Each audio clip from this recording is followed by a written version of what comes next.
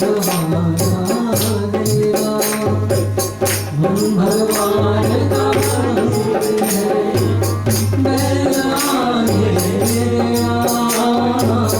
हीरा चंदन वैसे गवाना मेरा शीश दे हरी मिलते हैं शीश दे हरी मिलते हैं जाते देखते राम राम जय राम राम राम जय राम राम राम जय राम राम राम जय राम राम मीठा है तुम जाते राम राम रति मीठा है तुम जाते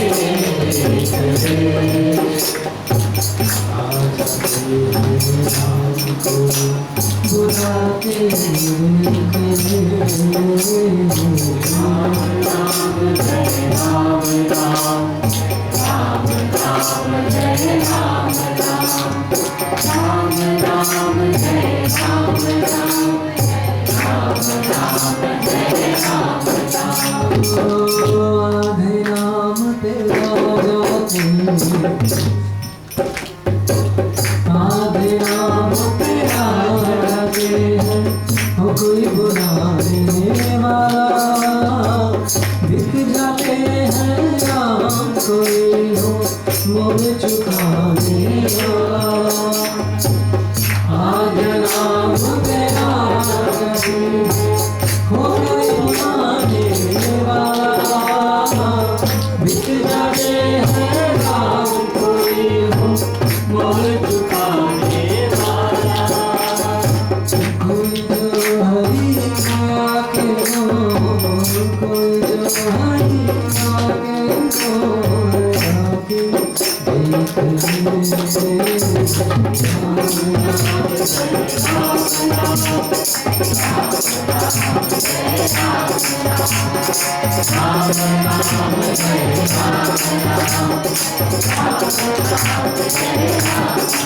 जिस मन में अभिमान भरा भगवान कहाँ से आए घर में हो अंधकार भरा मन कहाँ से आए जिस मन में अभिमान भरा भगवान कहाँ से आए घर में हो अंधकार भरा मन कहाँ से आए राम नाम की ज्योति है राम की ज्योति है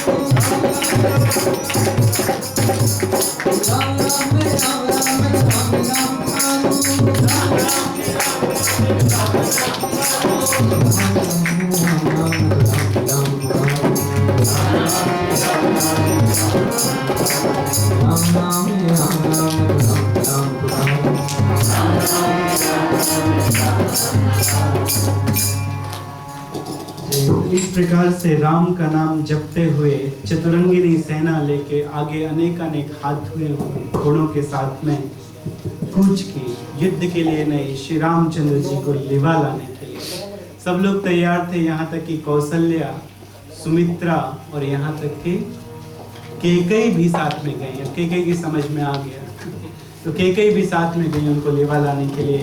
और धीरे धीरे वो निषाद राज्य के श्रृंगवेर नामक पुर में पहुंचे, जिनको दूर से देख के उन्होंने सोचा कि चतुरंगिनी सेना लेके क्यों आए हैं, क्या भरत राजा बन गए हैं और अब ये अपने रास्ते के कांटे से रामचंद्र जी का जंगल में वध करना चाहते हैं? ये हम कदापि होने नहीं देंगे। तो इसलिए एक विधि से उन्होंने बहुत सारे निषादों को गंगा के चारों तरफ खड़ा कर दिया। यदि मैं इशारा कर दूं तो इनको मार देना, इनको गंगा पार मत करने देना, लेकिन मैं जाके पहले पता करूं कि वो क्यों आए हैं। तो बहुत अच्छा फल फूल भोजन इत्यादि लेकर गए और ले जाके अर्पित करते हैं भरत जी को। यह हम जंगल में रहने वाले हैं, जंगल में जो कंद मूल भोजन इत्यादि होता है तो वो हम आपको समर्पित करते हैं, आप इसे ग्रहण कीजिए। एक शंका है हमारे मन में। क्या शंका है? शंका ये है कि आप यहाँ क्यों आए हैं? क्या आप अपने रास्ते के कांटे को खत्म करना चाहते हैं, श्री रामचंद्र जी को मारना चाहते हैं? तो ये सुन के भरत जी की छाती में मानो कि जैसे आघात लगा हो। कहते मैं उनका सेवक हूँ, और सेवक स्वामी को मारता नहीं है, सेवक स्वामी की सेवा करता है। ये सुन के बहुत प्रसन्नता हुई निषाद राज जी को, और कहते हैं माफ़ कीजिए, हमने तो अपने निषाद के स्वभाव भर से पूछ लिया, ये ग्रहण कीजिए। और जितना भी हो सका उन्हें सबको खिलाया। तो खिलाने के ऊपर के हैमिल्टन मंदिर के बच्चों ने एक छोटा सा ड्रामा बनाया है, तो उस ड्रामे को आप लोग देखेंगे। और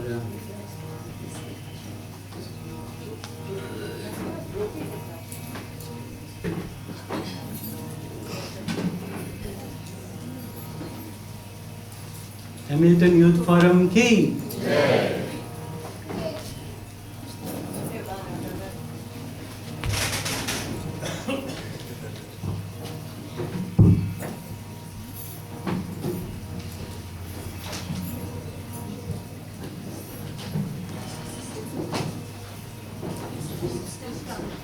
Hare Krishna, मेरा नाम दृष्टि है। हरे कृष्ण, हमारा नाम वृंदा। हरे कृष्ण, हमारा नाम नंदिनी। हरे कृष्ण, हमारा नाम नमिता है। We will be saying a verse, so please repeat after us.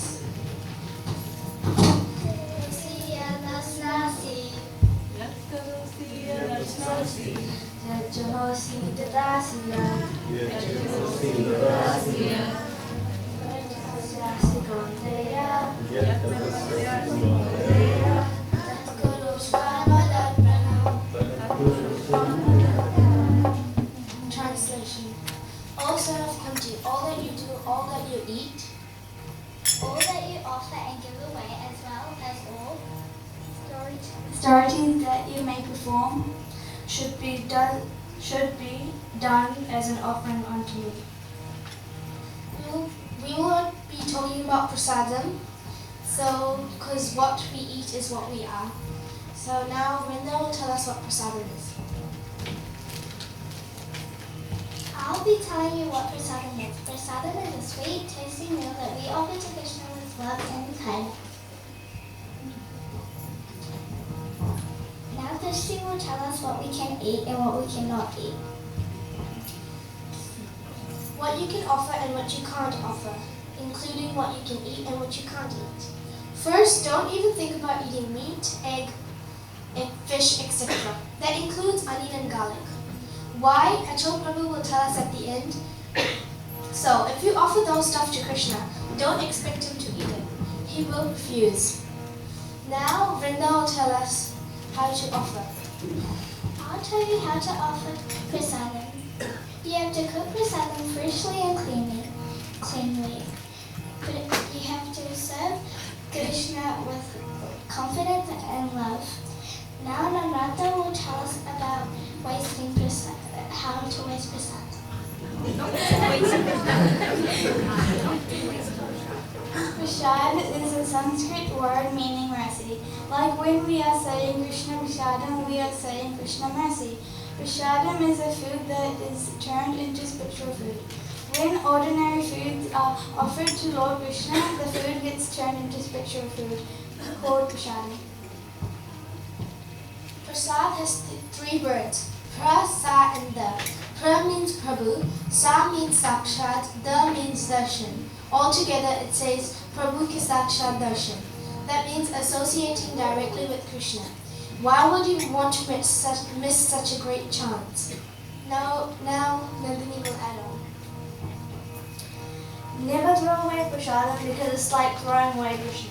If you eat prasadam, the prasad will nourish the body and will purify the heart and will protect us from falling into illusion. All the sinful reactions will be cleaned by eating prasadam. If you don't offer prasad, then it's like eating meat, because all the plants, veggies, crops, etc. are also living entities. So when you offer, Krishna takes away all the sin. When someone eats without offering, they are stealing from Krishna, because everything in this world belongs to him and he gave us everything. So we should give to him first. One very important thing is, Krishna says himself in the Bhagavad Gita, chapter 9, shloka 26, I will accept anything, a leaf, flower, water and food. I will only accept it if you offer it to me with love and devotion. Please offer before you eat your prasadam. Now we will be saying the verse again, so please repeat. Yat karosi yadasnasi, यत् करोसि यदस्नासि yat jahosi dadasi yat, यच्च दोषि ददासि यत् yat tapasyasi kauteya, तपस्यासि कौन्तेय tat kurusva madakkanam. Hare Krishna. Swami Forum ki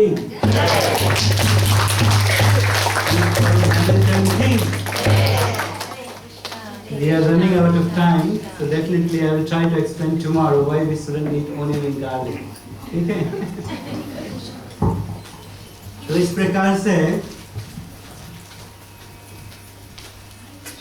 दोनों के बीचों में बातें होने लगी, दोनों भगवान का कीर्तन करने लगे और कीर्तन करके कैसे भगवान ने, कहाँ पर भगवान सोए, भगवान ने वहाँ पर आकर क्या कहा, लक्ष्मण जी और निषाद राज जी के बीच में क्या वार्तालाप हुई, इन सब की व्याख्या कल की जाएगी। तो समय को देखते हुए हम यहाँ पर समाप्त करते हैं कीर्तन के साथ में। तो कीर्तन होगा और कल कोशिश की जाएगी कि कहाँ तक पहुँचा दिया जाएगा, एटलीस्ट हनुमान जी तक पहुँचा दिया जाए, हनुमान जी से मिलन हो जाए। अभी 8 बजे। ओ अच्छा, अभी 8 बजे। हम तो बहुत सारी कथा को घड़ी देखकर और हमने कम कर दिया। बहुत कुछ बोलना था जो हमने नहीं कहा। ठीक है, रुकिए।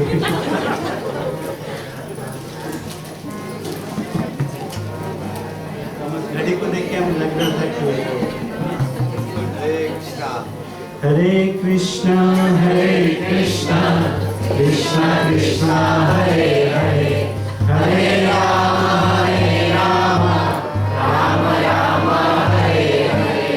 आप लोगों से ज्यादा चिंता हमें रहती है कि ज्यादा कथा करेंगे तो भक्तों का मन नहीं लगेगा, तो इसलिए समय पे खत्म कर दिया जाए।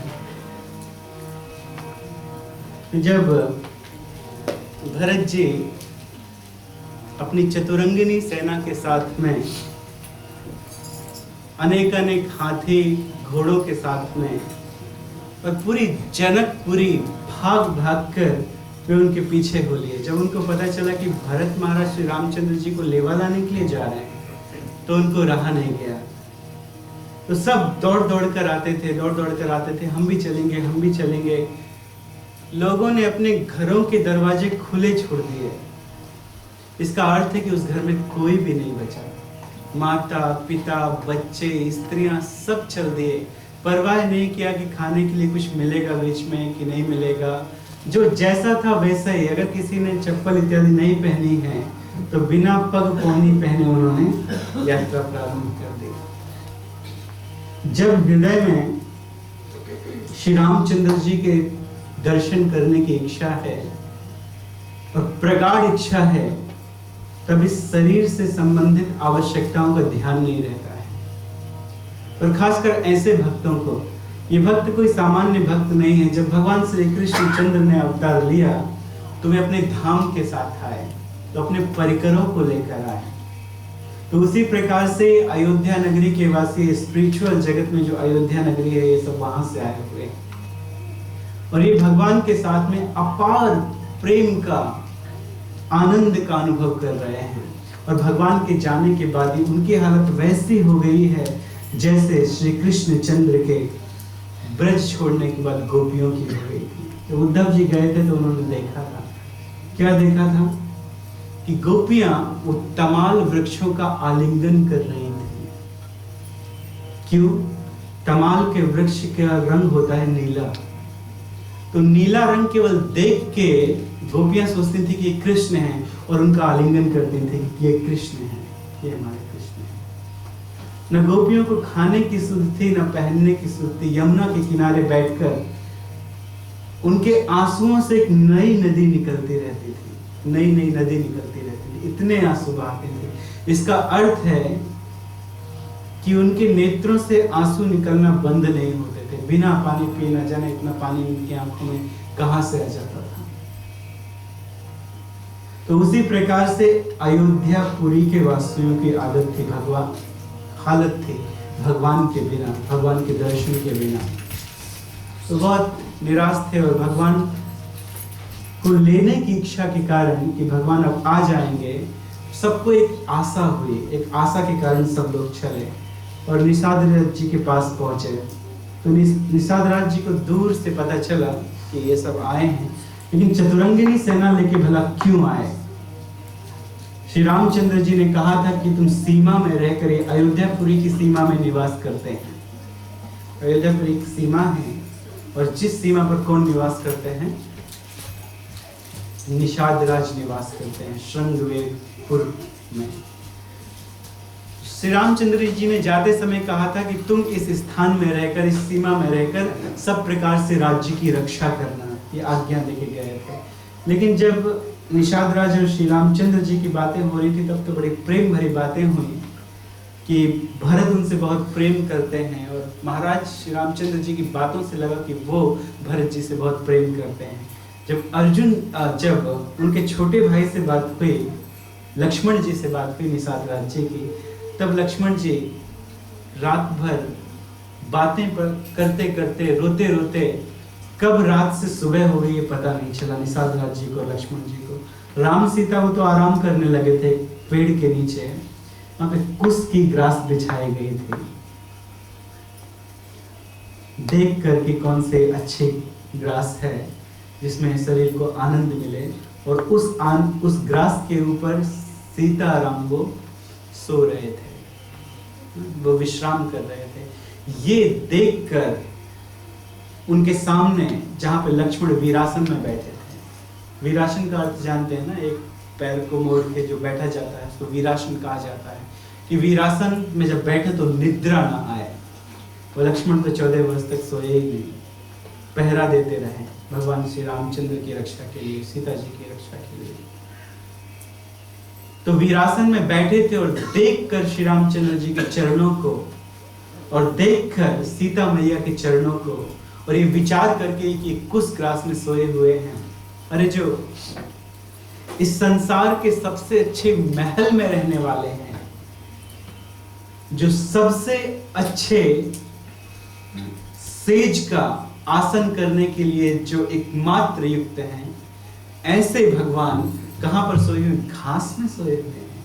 तो लक्ष्मण जी को आंसू आने लगे और लक्ष्मण जी कहने लगे, विरह के कारण वो कहने लगे, इसको देखकर दुख के कारण वे वार्तालाप करने लगे निषाद राज जी के साथ कि मेरी माता ने, कैकेयी माता ने, जिन्हें श्री रामचंद्र जी ने अपनी माता से बढ़ के माना, कभी भी प्रवेश करते हैं राजमहल के अंदर तो जाके सबसे पहले कौशल्या जी को से भी पहले कैकेयी को प्रणाम करते हैं और फिर बाद में जाके कौशल्या जी को प्रणाम करते हैं। और ऐसे कैकेयी ने, निश्चित रूप से इसमें भरत का भी हाथ होगा, लक्ष्मण जी ऐसे सोच रहे थे, निश्चित रूप से इसमें भरत का भी हाथ होगा कि वो लोगों ने मिलकर और श्री रामचंद्र जी को वनवास दे दिया।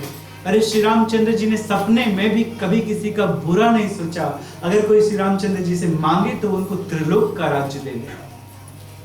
श्री रामचंद्र जी भी एक बार कहते हैं ऐसा अपने भाई लक्ष्मण से, यदि मैं चाहूं तो अपने धनुष की टंकार से स्वर्ग का राज प्राप्त कर सकता हूं। मैं यहाँ पर आया हूं तो धर्म की रक्षा के लिए आया, पिता की रक्षा के लिए, पिता के धर्म की रक्षा के लिए आया। तो अर्जुन, तुम भरत के प्रति दुर्व्यवहार मत करो, तुम ऐसा मत सोचो कि भरत हमसे कुछ यहाँ लेने के लिए आया। तो ये कथा बाद में होगी, लेकिन भगवान भी इस तरह से कहते हैं। तो भगवान धनुष की टंकार से सब कुछ प्राप्त कर सकते हैं, पूरी पृथ्वी पे एक छत्र राज्य कर सकते हैं। कौन है जो भगवान के एक अग्निबाण के सामने भी ठहर सकता है?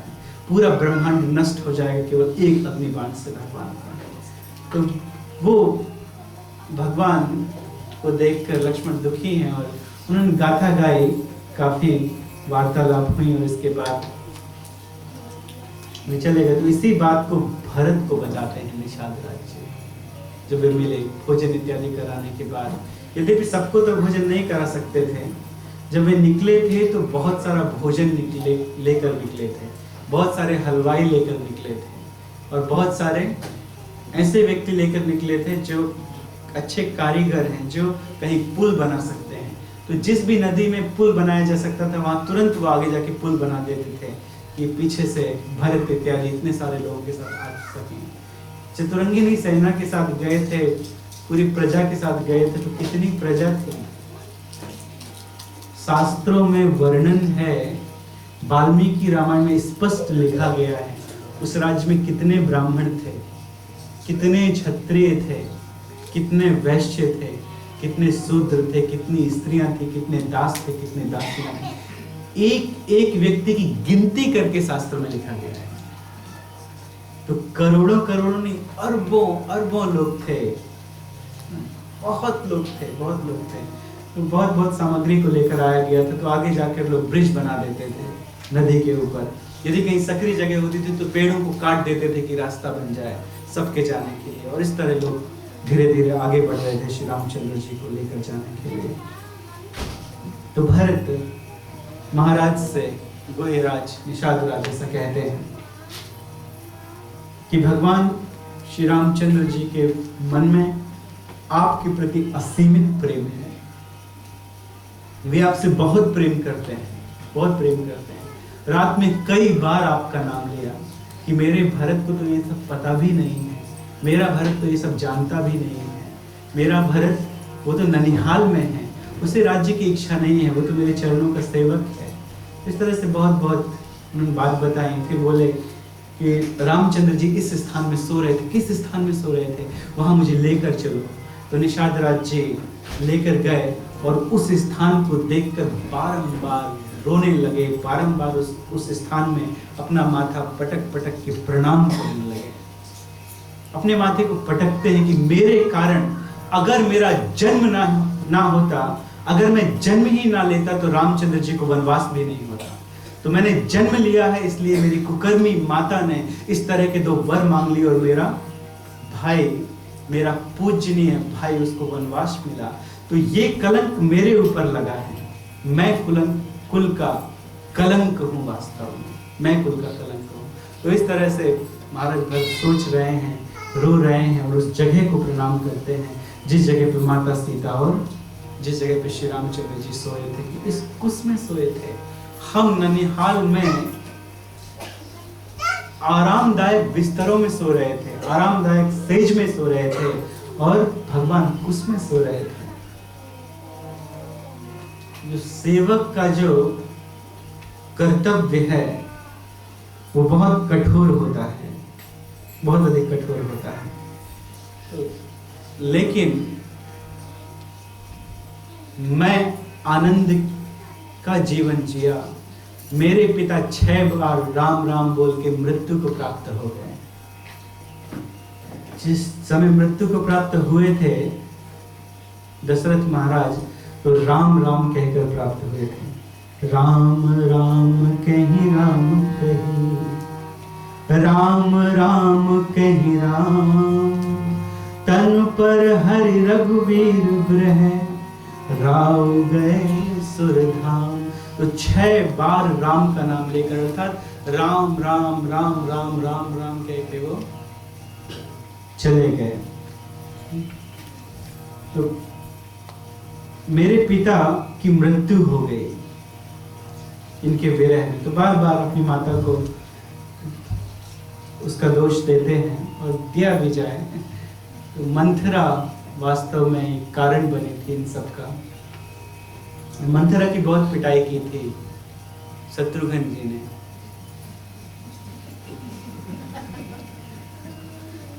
वाल्मीकि रामायण में जब ये वर्णन है, ऐसा वर्णन है कि 13 दिन का तक तो समय नहीं मिला भरत और शत्रुघ्न को, तो अपने पिता के लिए संस्कार करने में लगे हुए थे। 13 दिन के बाद वो जब अपने महल में थे तो उस समय शत्रुघ्न जी ने देख लिया मंथरा को, जो रानियों की तरह वस्त्र पहनी थी, कई प्रकार के उसने आभूषण धारण किए थे, बहुत प्रकार की बड़ी खुशी थी और अपनी सखियों के साथ में थी। और किसी तरह से शत्रुघ्न जी को पता चल गया कि यही वास्तव में केकई के मन को भड़काने वाली है। पहले केकई भी उसे अच्छा नहीं मानती थी। जिस समय वो आए थे रोते हुए तो केकई ने सबसे पहले कहा था कि लगता है कि लखन ने तुम्हें कोई शिक्षा दी है, इसी कारण तुम रो रही हो। तो इसका अर्थ है कि उसका चरित्र ऐसा था कि लक्ष्मण जी कभी कभी उसकी पिटाई किया करते थे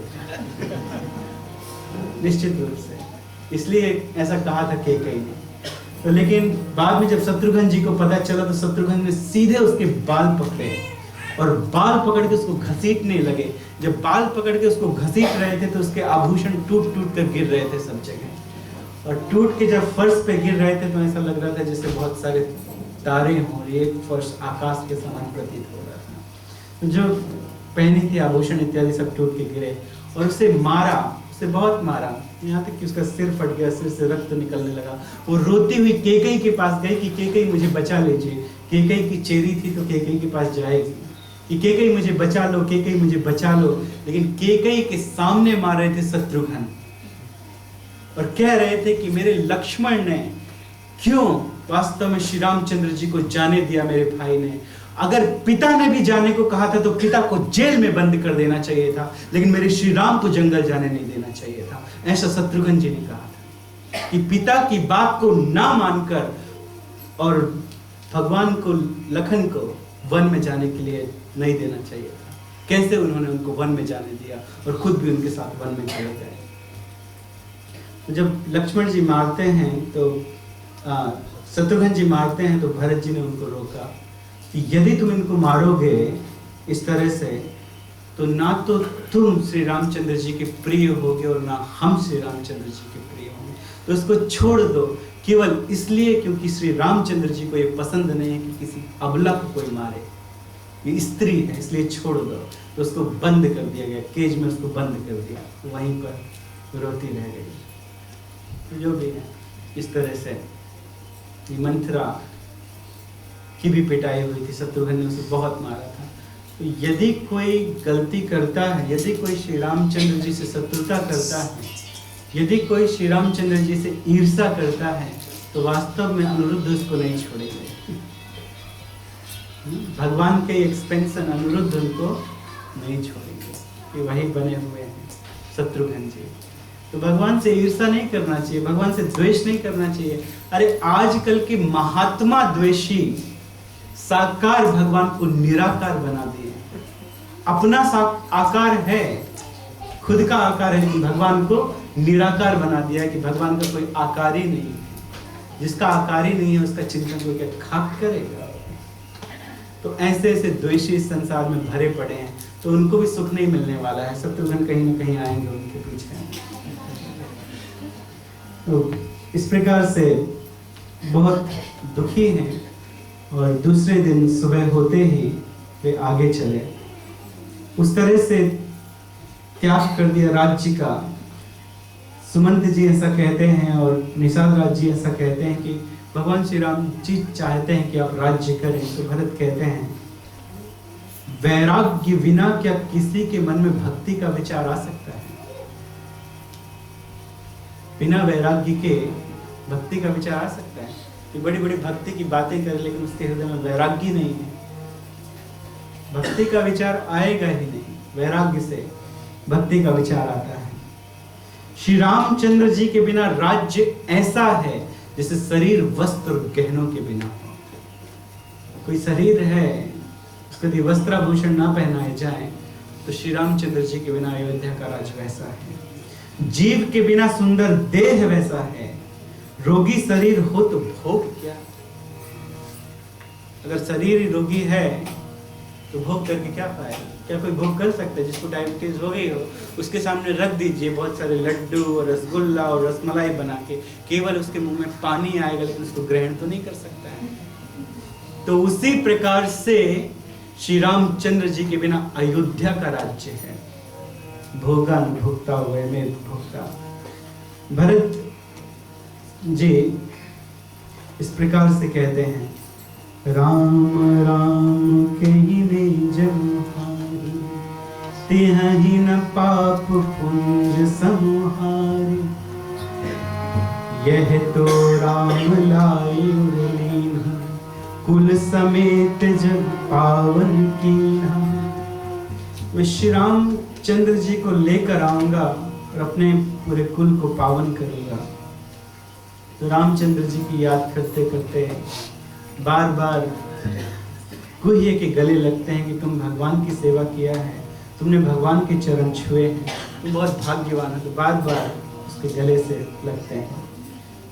फिर इसके बाद निषाद राज जी ऐसा सोचते हैं, विधि वाम की करनी कठिन, जय मातु दीनी बावरी। विधि वाम की करनी कठिन, जय मातु कीन्ही बावरी। तेहि राति पुनि पुनि करहि प्रभु, सादर सरहना रावरी। तेहि राति पुनि पुनि करहि प्रभु, सादर सरहना रावरी। तुलसी न तुम सो राम प्रीतम, कहत हो सोहि परिणाम मंगल। जानी अपनी आनी धीर तुही। विधिवाम की करनी कठिन, जय मातु कीन्ही बावरी। ऐसा समझाते हैं निषाद राज कि इसमें किसी का कोई दोष नहीं है। दोष तो है विधि का, और वास्तव में विधि का दोष है। इस संसार में क्या होने वाला है वो पहले ही निश्चित है। कोई व्यक्ति केवल कारण बनता है। वो मृगी मंथरा बनी, एक कारण बनी। दशरथ महाराज की मृत्यु का कथा सुन चुके हैं। दशरथ महाराज को श्राप पहले ही मिला था। तो इस संसार में क्या होने वाला है पहले ही वास्तव में निर्धारित है। तो विधि वाम की करनी कठिन, जहि मातु कीन्ही बावरी। और भगवान श्री रामचंद्र जी मनुष्य के रूप में जन्म लिए हैं तो वे विधि को बदलेंगे भी नहीं, क्योंकि वे मर्यादा पुरुषोत्तम हैं। जो माता को बावरी कर दिया, माता का दिमाग फेर दिया। अरे कौशल्या का दिमाग कोई फेर सकता था? सोचिए, जो स्वयं भगवान की माता है उनका मन कोई बदल सकता है? यहाँ पे भगवान के बारे में थोड़ा बहुत पढ़ के, जान के, सुन के लोग सोचते हैं कि ज्ञान हो गया है। लेकिन जो भगवान के साथ में रहते हैं, भगवान को देखते रहते हैं, क्या उनका मन कोई बदल सकता है? नहीं बदल सकता है। लेकिन विधिवाम की करनी कठिन, जय मातु कीन्ही बावरी। देवताओं ने भेजा था सरस्वती जी को, तो विधिवाम की करनी कठिन, जेहि राति पुनि पुनि करहि प्रभु, सादर सरहना रावरी। पूरी रात बीत गई सराहना करते करते भगवान श्री रामचंद्र जी की।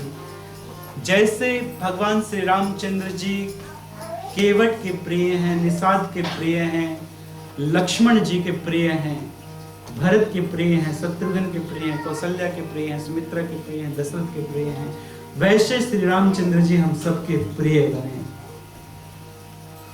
तो इस प्रकार धीरे धीरे वो सब आगे बढ़े। दूसरे दिन अपना कर्तव्य बताते हैं निषाद राज जी से चलते चलते आगे बढ़े। बड़े बड़े रथ लेकर आए थे, लेकिन भरत जी पैदल चल रहे थे। क्यों पैदल चल रहे थे? क्योंकि श्री रामचंद्र जी भी उन वनों से पैदल गए, तो इसलिए वे भी पैदल चल रहे थे। तो उन्हें कहा कि आप बैठ जाइए रथ में, आप क्यों पैदल चलते हैं? आपको तो वनवास नहीं मिला है, आपके पैर भी उसी तरह से कोमल है, मुलायम है, जिस तरह से श्री रामचंद्र जी के पैर कोमल है, मुलायम है, तो रथ पर बैठ जाइए। तो भरत जी कहते हैं, सिर भर जाऊं उचित असमोरा, सबते सेवक धर्म कठोरा। श्री रामचंद्र जी अगर चल के गए हैं तो मैं सिर के बल जाऊं, ये मेरा कर्तव्य है, क्योंकि सेवक का धर्म बड़ा कठोर होता है। तो मेरा धर्म इस समय क्या है कि मैं सिर के बल चल के जाऊं, ऐसा कहते हैं भरत महाराज। तो वास्तव में ये बहुत बड़े भक्त हैं भगवान के, और इसी तरह भगवान की याद कर करके भगवान का गुणगान गाते गाते अब सबको एक आशा है, कोई उस तरह से निराश नहीं है कि भगवान वापस आएंगे। अरे इतने लोग बोलेंगे तो निश्चित रूप से आएंगे। वशिष्ठ जी साथ में हैं, बड़े बड़े मुनिगण साथ में आए हैं, और पीछे से जनक महाराज भी आ रहे हैं। जब इतने लोग बोलेंगे तो वो जरूर आएंगे। तो इसलिए मन में थोड़ी प्रसन्नता है, थोड़ी आशा है, विरह है लेकिन आशा है। तो भगवान का नाम लेके, भगवान का गुणगान करके आगे चल रहे हैं। चलिए हम लोग भी उसी दिशा में चलते हैं, भगवान को लिवा लाने के लिए। राम से बड़ा राम का नाम, राम से बड़ा राम का नाम, राम से बड़ा राम का नाम, राम से बड़ा राम का नाम।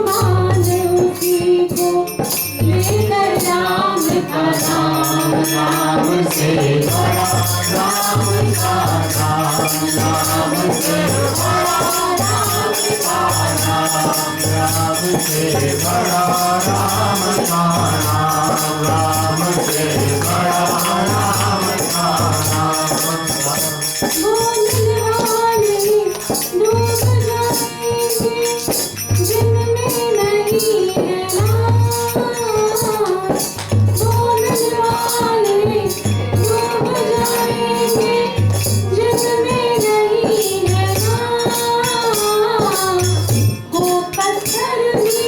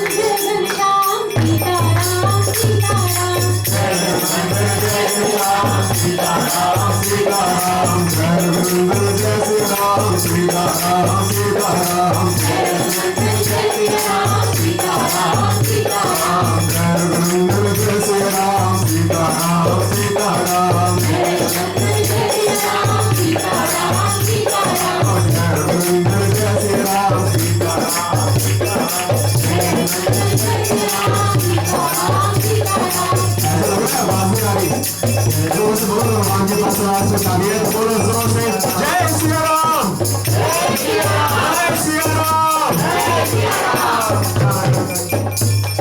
जय रघुनंदन जय सिया राम जानकी वल्लभ जय सिया राम जय रघुनंदन जय सिया राम जय रघुनंदन जय Siya Ram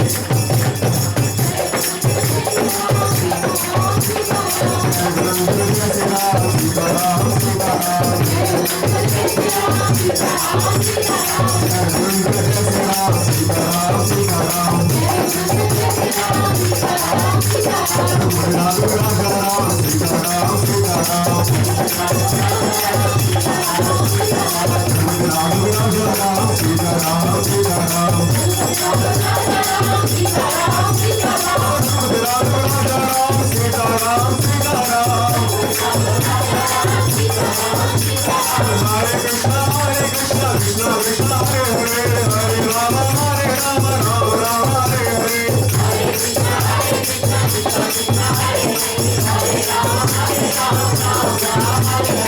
Krishna Krishna Krishna Hare Hare Hare Rama Rama Hare Hare Hare Krishna Krishna Krishna Hare Hare Hare Rama Rama Hare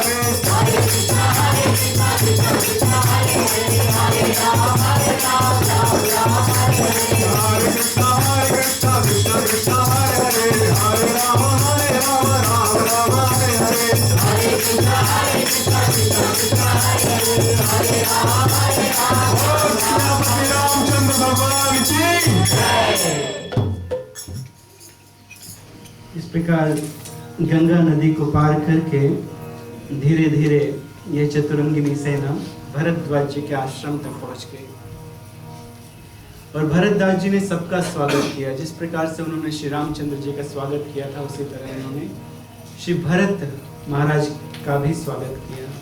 ये बड़े बड़े ऋषि मुनि वाल्मीकि भरद्वाज ये सब कुछ जानते हैं। और जैसा पहले आपने सुना कि श्री राम चरित्र के पहले ही वाल्मीकि जी रामायण लिख चुके थे, तो भरद्वाज जी उनके शिष्यों को जानते थे। तो बड़े बड़े ऋषि मुनि ये देखकर मुस्कुराते रहते हैं, ये सब चरित्र जानते हैं। वे जानते हैं कि ये बहुत उच्च सेवक हैं, बहुत बड़े सेवक हैं भरत महाराज। तो भरत महाराज का आलिंगन करते हैं, भरत महाराज को अपने आश्रम में बैठालते हैं, विविध प्रकार की नदियों के दर्शन कराते हैं, विविध प्रकार के उन्हें ज्ञान देते हैं और विविध प्रकार के उन्हें भोजन कराते हैं। कैसे भोजन कराते हैं? विदाउट ऑनियन एंड गार्लिक का। इसमें ऑनियन और गार्लिक नहीं मिला हो। वो पूछा था उन्होंने कि प्रभु जी बताएंगे कि ऑनियन गार्लिक क्यों नहीं खाना चाहिए। सुनिए, सतयुग की ये बात है कि सतयुग के समय एक ब्राह्मण एक यज्ञ कर रहे थे, गौमेध यज्ञ और अश्वमेध यज्ञ। इस यज्ञ में गाय और घोड़े की बलि दी जाती है, गौमेध यज्ञ में और अश्वमेध यज्ञ में। जब अश्वमेध यज्ञ में वो घोड़ा सब जगह से घूम के आता है तो उस घोड़े की बलि दी जाती है उस यज्ञ में। लेकिन इस कलयुग में अश्वमेध ग्वालंबम संन्यासम पल्पैत्रकम देव रेण सुतोत्पत्तिम कलह पंच विवर्जयेत। कलयुग में कुछ चीजें वर्जित हैं, जैसे गाय की बलि, घोड़े की बलि, देवर से पुत्र इत्यादि उत्पन्न करना, तो ये सब वर्जित है। संन्यास लेना वर्जित है। प्रभुपाद जी ने संन्यास लिया और दिया प्रचार के लिए, अन्यथा संन्यास भी कलयुग में नहीं है। पल्पैत्रकम देव रेण सुतोत्पत्ति कलह पंच विवर्जयेत, तो जो भी है। लेकिन पहले जब उस युग में गाय की बलि दी जाती थी या घोड़े की बलि दी जाती थी तो इतने अच्छे से मंत्र पढ़ा जाता था, मंत्र पढ़ने वाले लोग इतने विद्वान होते थे कि यज्ञ के बाद उन्हें देखते देखते एक दूसरा शरीर वहीं पर प्राप्त होता था, वहीं पर सबके देखते देखते यज्ञ की समाप्ति पे। तो एक ब्राह्मण यज्ञ कर रहे थे, गौमेध और अश्वमेध यज्ञ। तो वहां पर उन्होंने कुछ गाय का मांस और कुछ घोड़े का मांस रखा था। तो वहीं पर एक भूखी स्त्री आई जो गर्भवती थी, और जब वो साधु बिजी थे तब उन्होंने क्या किया कि थोड़ा सा गाय का मांस उन्होंने चुरा लिया। और जब यज्ञ करने के बाद स्वरूप मिला, घोड़े को तो स्वरूप मिल गया, गाय का स्वरूप जब मिला नया स्वरूप मिला गाय को एक ब्राह्मण का, तो उसका एक भाग उपस्थित नहीं था। उस ब्राह्मण का एक भाग कटा हुआ था। क्यों? क्योंकि उसका मांस, गाय का मांस वो चुरा कर ले गई थी स्त्री। तो अपनी दिव्य दृष्टि से देखकर उन मुनि ने तुरंत जान लिया कि वो मांस कहाँ है। तो गए उस स्त्री के पीछे, और स्त्री को पता चल गया कि वो आ रहे हैं, तो तुरंत उसने एक जगह फेंक दिया और जमीन के नीचे गाड़ दिया। यज्ञ के मंत्रों के कारण, क्योंकि ऐसे मंत्र से उस मांस को